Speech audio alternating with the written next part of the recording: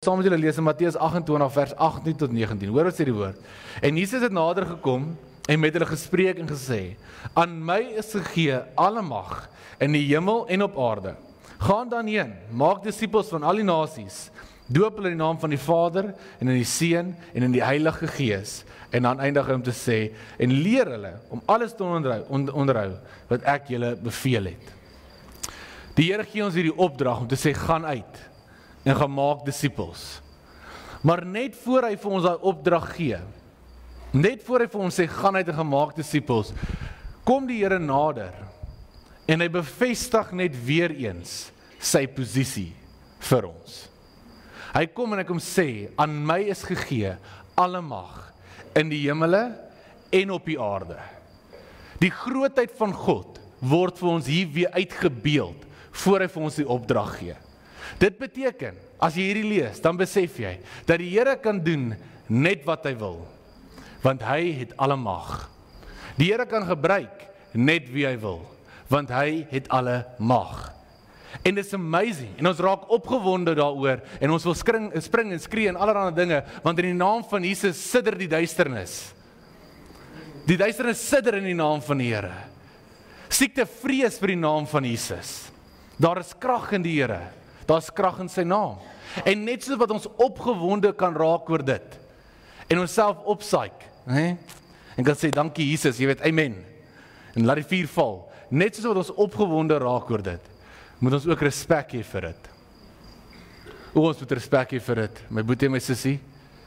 Ons kan nie uitroep en sê, die Here is koning, en hy is almagtig, en hy is alles vir my, en hy is my koning, maar dan is daar sekere areas in jou lewe, wat jy hom by 'n armlengte probeer hou nie. Jy kan nie uitroep, Here, my lewe behoort aan U, maar my finansies doen nie. My lewe behoort aan U, maar Here, los net my werk uit, ek wil nie hê dit moet meng nie. Jy kan nie op daai manier lewe nie. Jy moet respek hê vir die autoriteit van Jesus Christus. Dit beteken, as Jesus sê, as jy sê, Jesus is my koning, en hy is almagtig, en hy is alles vir my, beteken dit, hy is alles vir jou in elke afdeling van jou lewe. Hy is eerste in jou huwelik, hy is eerste in jou besigheid, hy is eerste in jou werk, hy is eerste in jou verhoudings, hy is eerste wanneer dit goed gaan, en hy is eerste wanneer dit sleg gaan. En hy is nog steeds almagtig, al maak jy 'n fout. Ek weet nie vir wie dit is nie, maar die Here is nog steeds op die troon, al het jy 'n fout gemaak. Al het jy daai verkeerde ding gesê, die Here is nog steeds op die troon. Hy is nog steeds in beheer. Die gevaarlike punt kom in, wanneer ons begin sê, Here, U is almagtig, en dan begin ons hom op baie armlengte hou. En die enigste een wat jou eintlik regtig kan help, wat eintlik regtig die seer kan wegvat, wat eintlik regtig 'n deurbraak kan bring, probeer ons een kant stoot. En ek weet nie hoekom jy dit doen vandag nie, ek kan nie vir jou sê nie.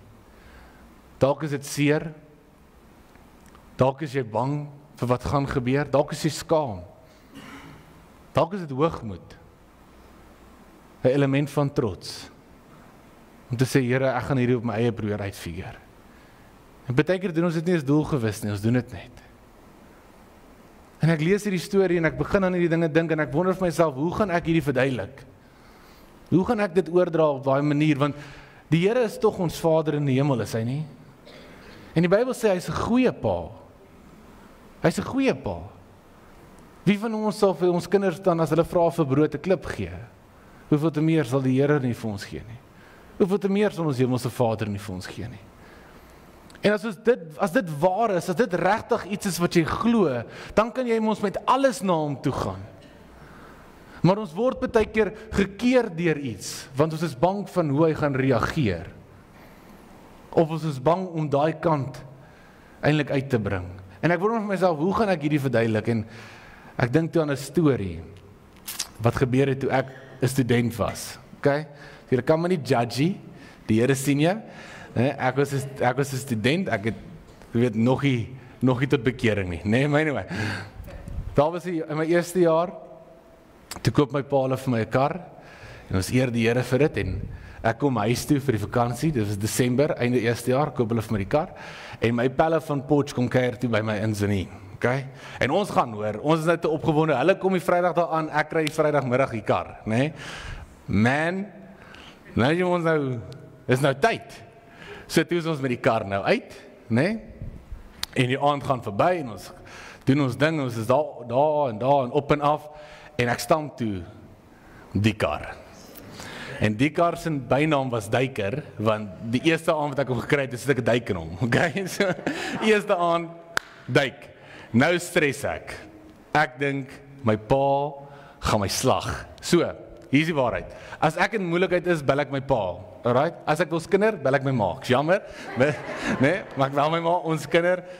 Dis 'n selgroep. Okay, maar anyway. Ek grap julle. Maar in elk geval. So, as ek in moeilikheid is, bel ek my pa. Nou in hierdie oomblik stamp ek die kar en dink ek, hy's niet man, nat niet. Ek weet nie wat, waar nou baie kwaad is. So besluit ons gaan nou by die huis stop. Kom by die huis aan, ek en my pelle, ek sê vir hulle luister, daar's net so duik in die kar. Daar's 'n krap, worry nou oor die krappie, dit kan ons uitfigure, daar's 'n duik. Wat gaan ons by die duik doen? YouTube. Ons sien op YouTube, hulle maak hom warm, met warm water, en gebruik hulle 'n plunger. Dan plunge hulle nou die gat uit, okay? So, Boetie gaan in die huis in, kook al die ketels, seker vir 'n uur, nee. Dit lyk soos 'n vloed daar buite, net al die water wat ek al uitgooi by die bakkie. Dit het great gegaan tot ons agtergekom het, ons het nie 'n plunger nie. Dis die hele uur later, ek sê, waar is die plunger? Sê dit een nie, soos, wat is 'n elektriesien? Maar in elk geval, nou my pa se skuld, ek het pa nie 'n plunger nie, maar in elk geval, die aand, nou lê ons daar en dink ons, ek weet nie wat ons hier gaan doen nie. En next moment, hier kom my pa verby, en my pa is een van die mense wat fiets ry, so hy is lekker vroeg uit met sy fiets, en hy kyk so vir ons, en hy sê niks, hy skud het sy kop, hy klim op sy fiets en hy ry, en ek dink, ek moet die uitkom, ek moet vlug, okay? En dis wat ek gedoen het, ek sê vir my pelle, pak julle goed, ons ry, ek weet nie waar toe nie, maar ek ry, ek gaan kuier vir my sussie, sy bly in 'n ander dorp, ek hardloop weg, en so 3 dae later sê my sussie, maar ek moet nou huis toe gaan, en so nou kan ek ook nie vir my nie, ek antwoord, ek praat met my ma, is papa kwaad? Ja, okay. En na 3 dae gaan ek nou terug huis toe, en ek is baie bang, en ek dink vir myself, hoe gaan ek die storie spin? Wat gaan ek vir hom sê? Wat gaan ek doen? Ek weet nie. En op 'n van die dae toe, wees ek maar net eerlik met hom, en ek sê, pa, ons het 'n fout gemaak, ek is jammer, en ja, hy het my speech gegee, en ek gaan nie alles deel nie, maar op 'n van die dag, toe sê my pa, alright, kom ons gaan probeer dit regmaak. En hy help my om die duik uit te kry, en hy later help hy my om die kar in te vat, ons die duik helemaal kan mooi skoonmaak, en allerhande goed soos dit, en hy maak dit asof die kar niet is, dat daar is nie meer 'n probleem nie. En ek dink vir myself, hoe snaaks is dit, dat ons doen presies dieselfde met die Here, dat wanneer ons 'n probleem het in ons lewens, dan probeer ons eerder weghardloop met daai probleem, en dit self probeer uitsorteer, en ons eie maniere probeer uitfigure, en verskoning soek, in plaas daarvan om net na die Here toe te draai en te sê, Here, U is 'n goeie Vader, en ek het U hulp nodig, ek het 'n fout gemaak, ek weet nie wat om te doen nie, en ek bring dit na U toe, en die Here kan intree, en hy kan ons help, maar nou hardloop ons weg met die probleem, en ons hou die Here op armlengte, want ons is te bang vir wat hy gaan doen, as ons eerlik is. En ek dink so aan hierdie storie, en dit lei my na Markus 5 toe, want ons lees in Markus 5 oor die man van die naam van Jairus, en hy was hierdie goed bekende mens in die dorp, in hierdie omgewing. Hy was 'n leier, hy het 'n hoë posisie gehad, allerhande goed soos dit. Hy was goed bekend, mense het hom geken. En ons lees van hierdie man in Markus 5 vers 22 en 23, wat na die Here toe kom, en hy kom smeek die Here vir sy dogtertjie wat siek is. Hy kom smeek die Here vir hierdie ding in sy lewe wat so seer is, wat ek nie eens vir julle kan verduidelik vandag nie. Maar sy dogtertjie lê op sterwe, en hy kom smeek die Here. Ek dink daar's min keer in jou lewe wat jy so sal smeek soos dit. En hy kom roep uit na die Here toe. En ons kan 'n paar lesse leer by Jairus vandag, en ek wil net 'n paar uitwys vandag. Die eerste enetjie is, waar ons lees, en hy het gekom na die Here toe. Sien, wanneer jy 'n probleem het in jou lewe, en jy weet nie noodwendig wat om te doen nie, die duiwel gaan jou aanmoedig om weg te hardloop met dit. Die duiwel gaan jou aanmoedig om dit een kant te hou, en dit self te probeer uitsorteer. Maar Jairus leer ons dat jy moet na die Here toe kom met dit. Jy moet in sy teenwoordigheid inkom. En ons leer in die Bybel, Matteus 6 vers 6, dat wanneer ons in ons stiltekamer ingaan, moet ons die deur toemaak agter ons. En ons moet bid na die Here toe wat in die hemele is. So ons moet 'n effort maak om in die teenwoordigheid van God in te gaan.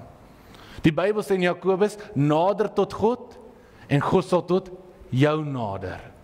Dit beteken dat daar moet 'n tree van ons kant af kom, na die teenwoordigheid van God toe, na die teenwoordigheid van Jesus toe.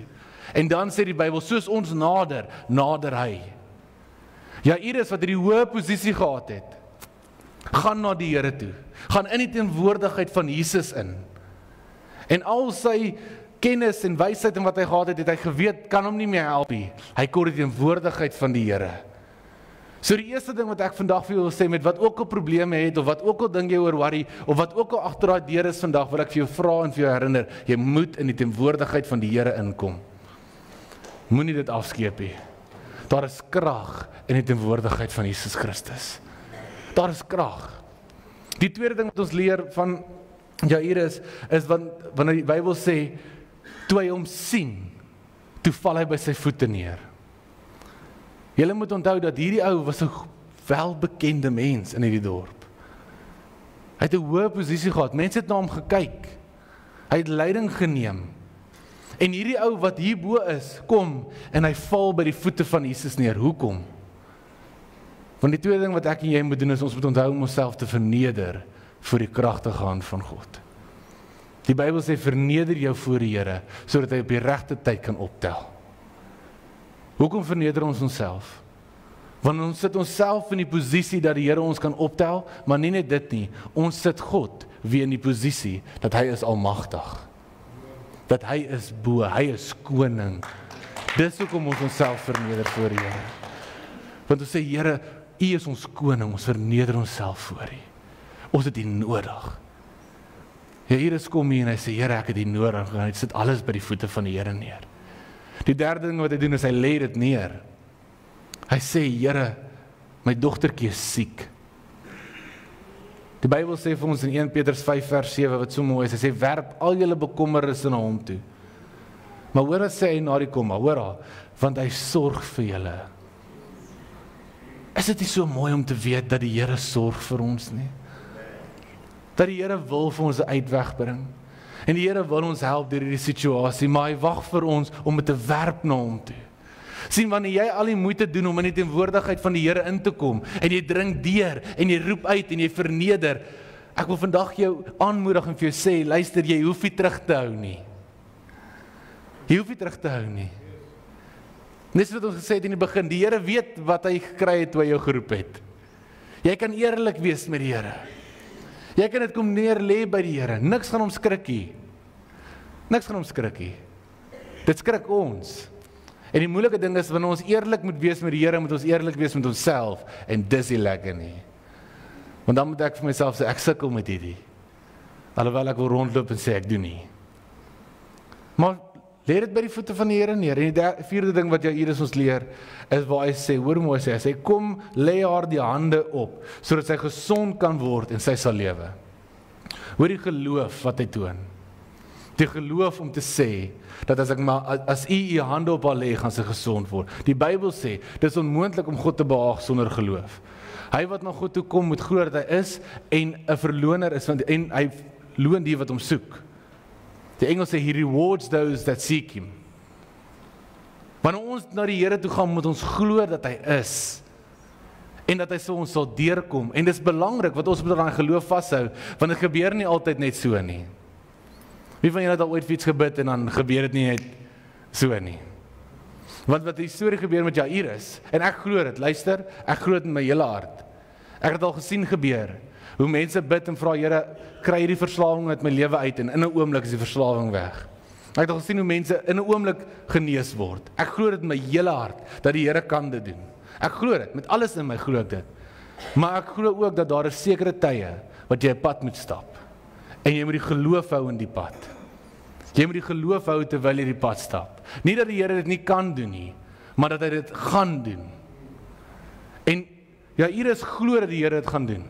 En hy roep hom en sê, Here, kom lê asseblief die hande op my kind. En die Here loop saam met hom. En soos hulle op pad is, kom daar 'n vroutjie, wat vir 12 jaar lank met bloedvloeiing gesukkel het. En sy kruip deur die gehoor, en sy kom raak aan Jesus. Let op, Jairus vra, Here, kom lê u hande op my dogtertjie. Hierdie vrou kom lê haar hande op Jesus, en sy word genees.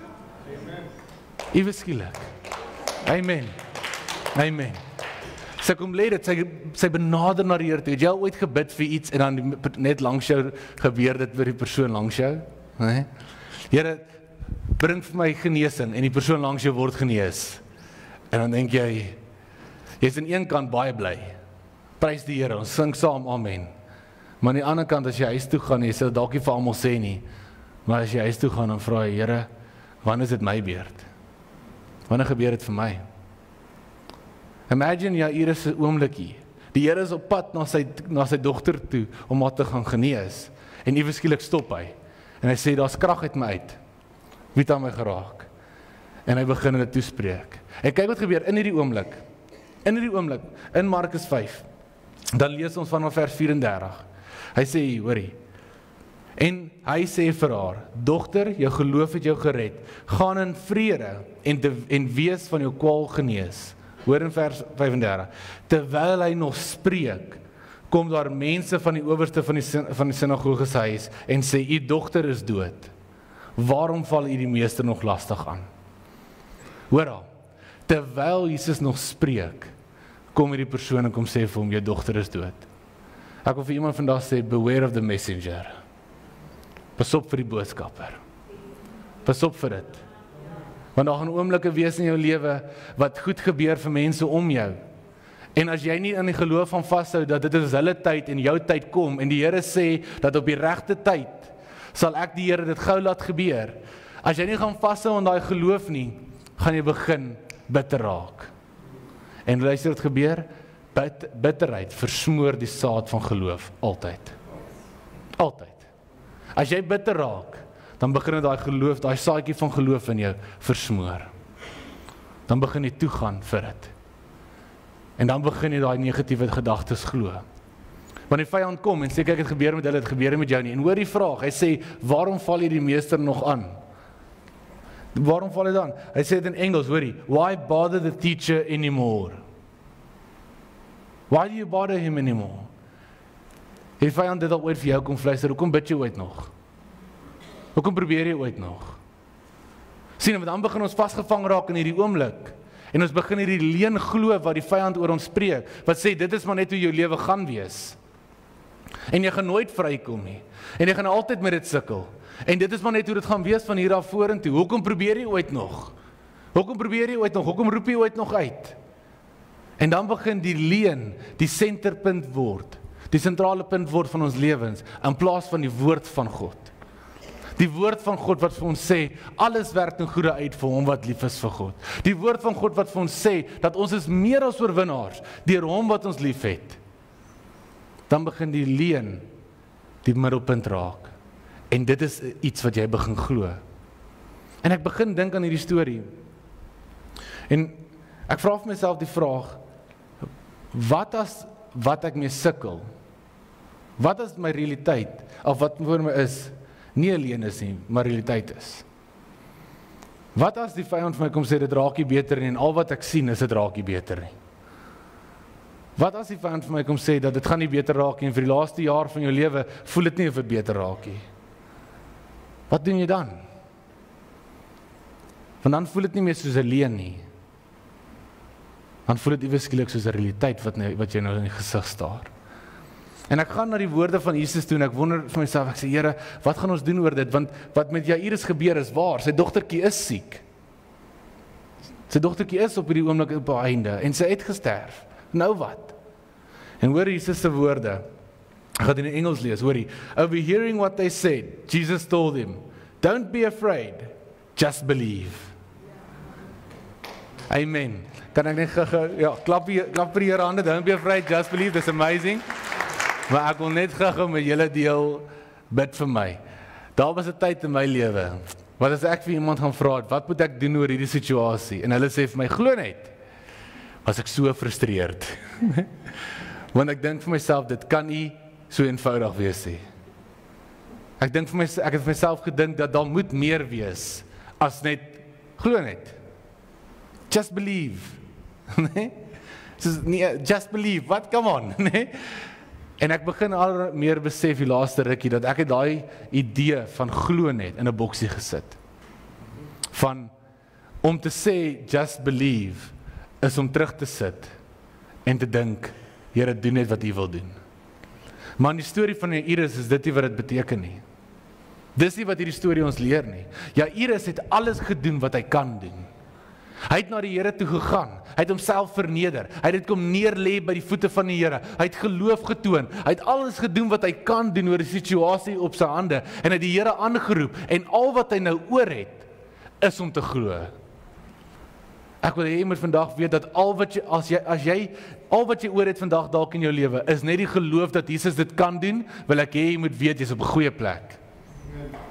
Jy's op 'n goeie plek, want waar jou krag eindig, is waar die krag van die Here begin. When I am weak, I will be strong. Amen. En die waarheid is, die grootste fight van jou lewe gaan kom in hierdie area van jou lewe. Ek dink aan die woorde van Paulus. 2 Timoteus 4 vers 7. Hoor dit sê, I have fought the good fight. I have finished the race. I have kept the faith. Dit leer my dat om die geloof te hou is baie keer 'n fight. Om aan te hou glo is baie keer 'n fight. Om aan te hou glo dat die Here gaan deurkom vir my, is nie altyd maklik nie. Ek kan alles doen wat ek moet doen, maar baie keer al wat ek oor het, is om te sê, Here, ek glo nog steeds. En ek weet nie wie van julle hier sit vandag nie, en dalk nie daai courage moet hê, net daai boldness moet hê om te sê, Here, ek glo nog steeds, want die vyand steel daai geloof. Hy steel dit bietjie vir bietjie. En jy wonder vir jouself, kan jy ooit nog glo? En die Here sê vandag vir Jairus hierso, en hy sê dit vir ons, moenie bang wees nie, glo net. Jy het gedoen wat jy kan doen. Jy het verwyder wat jy moet verwyder. Jy het gebid wat jy kan bid. Jy het alles gedoen wat jy kan doen. Dis nou tyd om te glo in die krag van Jesus Christus. Nie op jou eie werk nie, nie op jou eie krag nie, maar om te steun op hom. Jou rots, jou bergvesting. En Jairus doen dit, en ek dink vir myself, dit moet een van die moeilikste goed wees, en ek vra vir myself, wat kan ons nog doen? En ek leer die laaste rukkie, dat ons het die krag om te kies wat ons gaan glo. Ons het die krag. Ons kan kies wat ons gaan glo, waartoe ons gaan. Ons kan. Ek lees die woorde van Jesus waar hy sê, overhearing what they said, Jesus told them, don't be afraid, just believe. Die woordjie daar van overhearing, die woordjie van hoor, die Griekse woord is parakousas, wat basies beteken, dat jy hoor wat hulle sê, maar jy kies om dit te ignoreer. Jy hoor wat gesê word, maar jy kies om dit uit te skei, en dit nie te vat vir jouself nie. Ons almal ken iemand met hierdie tipe gehoor. As hy langs jou sit, kyk dit vorentoe. Moenie rondkyk nie, nee. Maar die waarheid is dit. Jesus hoor wat hierdie mense sê, jou dogtertjie is dood. Hy hoor dit, en sy eerste reaksie is, moenie bang wees nie, glo net. Hoekom? Want hy het dit nie gevat vir homself nie. So wat doen Jesus vir ons hier? Hy beeld vir ons 'n voorbeeld uit, van hoe ons die realiteit kan vat, en ons kan 'n shift maak, en dit deur die lens van God se krag begin sien. Dis nie om in denial te leef nie, dis om in geloof te leef. Dis om te sê, ek weet ek sukkel al vir 5 jaar met hierdie. Ek weet ek het al 10 keer teruggegaan nadat ek gesê het ek gaan ophou. Ek weet ek het al gesê dit gaan beter raak en dit het nog nie beter geraak nie. Maar ek kies om deur die krag van God na hierdie situasie te kyk. En nie net deur wat al gebeur het nie, maar deur wie Jesus is en deur wat sy woord sê. Dis om 'n shift te maak en deur die lens van geloof te kyk. En baie keer moet ons daai shift maak. Baie keer moet ons sê, luister, ek weet dit gaan regtig rof, ek weet dis wat aangaan, maar ek gaan dit vat. En ek gaan dit nie 'n realiteit, ek gaan dit nie 'n identiteit maak nie, ek gaan dit nie aantrek nie. Ek gaan sê, Here, U ken my situasie, maar ek glo dat U kan dit omdraai. Want dis baie keer al wat ons het. Al wat ons het is, Here, ons het U nodig. U is die een wat die verskil gaan bring. Nie ek nie. Ek kan nie meer nie. En Jesus vat daar vir Jairus en hulle gaan na sy huis toe, en hy loop op na die huis toe van Jairus, en ek dink vir myself, soos hy nader stap, aan hierdie huis en nader stap aan hierdie deur, dink ek aan al die emosie wat deur Jairus en sy vrou moes gaan. Om te dink dat agter hierdie deur lê hulle dogtertjie, wat dood is. Hulle het net vir hom kom sê, jou dogter is dood. En die Here het vir hom gesê, glo net, maar hy is op pad na hierdie deur toe, en daar is 'n moontlikheid dat as hy hierdie deur oopmaak en sien hy sy dogtertjie daar lê. En ek dink aan hierdie emosie, ek dink aan hierdie seer wat hier aangaan. Imagine net hoe dit moes wees, julle. Dat hierdie was normale mense, soos ek en jy, wat hier rondgeloop het.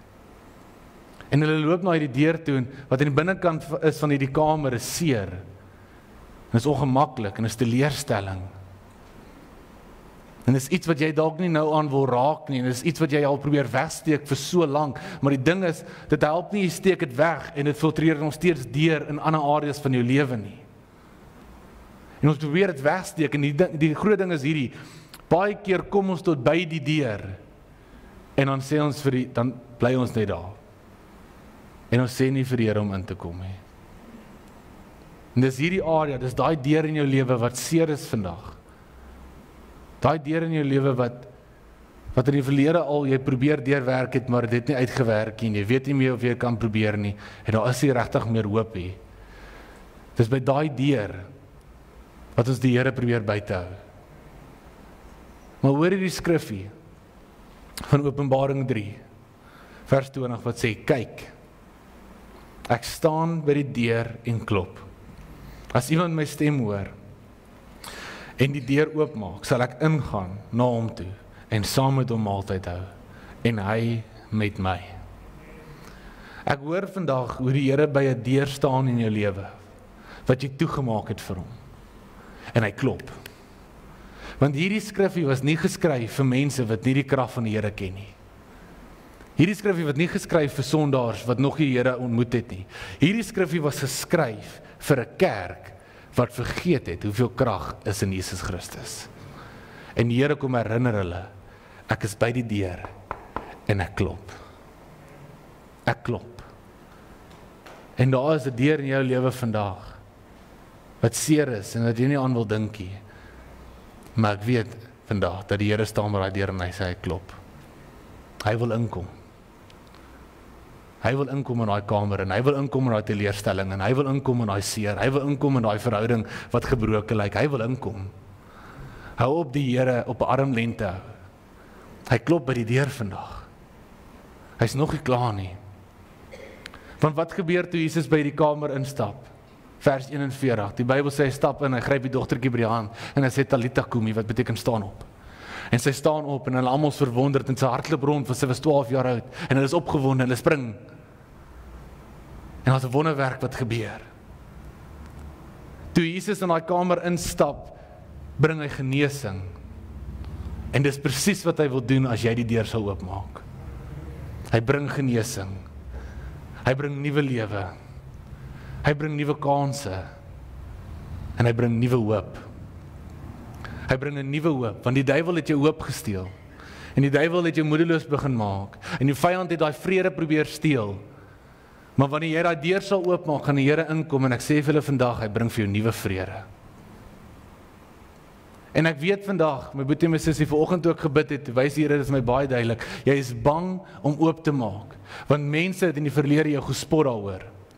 En mense het in die verlede jou geoordeel daaroor.